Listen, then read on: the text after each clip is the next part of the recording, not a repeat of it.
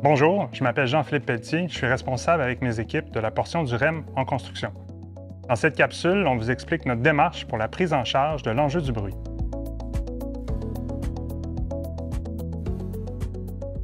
Quelle est la démarche d'analyse du bruit?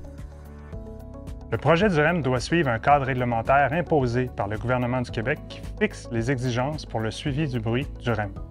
Premièrement, nous avons réalisé une modélisation sonore du REM. Une modélisation, c'est une technique utilisée pour prédire et évaluer les niveaux de bruit dans un environnement donné. Elle repose sur 3 grandes étapes. On a d'abord mesuré l'ambiance sonore initiale, donc le bruit présent avant le REM. On a ensuite utilisé des outils pour prédire l'ambiance sonore du REM lorsqu'il sera en circulation. Finalement, on a identifié les secteurs où un impact significatif sur l'ambiance sonore était prévu selon le cadre réglementaire du gouvernement du Québec. Une fois la modélisation faite par des experts spécialisés en bruit, les équipes analysent un secteur à la fois. On regarde alors la configuration de la voie. Est-ce que la voie est au sol ou en structure aérienne? Ou encore le secteur. Est-ce qu'on est en présence d'habitations, de résidences, de maisons? Ces experts proposent également les bonnes mesures d'atténuation à mettre en place pour réduire le bruit pour les personnes à proximité du REM. Donc, les mesures d'atténuation identifiées pour le secteur de Griffintown ne sont pas nécessairement les mêmes que celles identifiées pour le secteur de Deux-Montagnes, à titre d'exemple.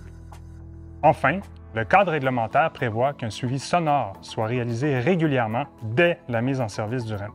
Si le suivi détecte des impacts significatifs supplémentaires, des mesures d'atténuation additionnelles seront alors ajoutées. Où en est-on pour les antennes de Deux-Montagnes et de L'Anse-à-Lorme? Aujourd'hui, au printemps 2024, plusieurs étapes ont déjà été franchies. La modélisation a été réalisée et des mesures d'atténuation ont déjà été mises en place. Avec le début de la circulation des voitures entre le centre d'entretien Saint-Eustache et la station Sainte-Dorothée, nous avons recueilli les premières données sonores réelles émises par le passage des voitures du REM dans ce secteur. D'autres données seront recueillies à partir de la mi-juin 2024, lorsque les essais dynamiques débuteront sur ce tronçon. Cette collecte est essentielle pour comparer les données réelles avec notre modélisation.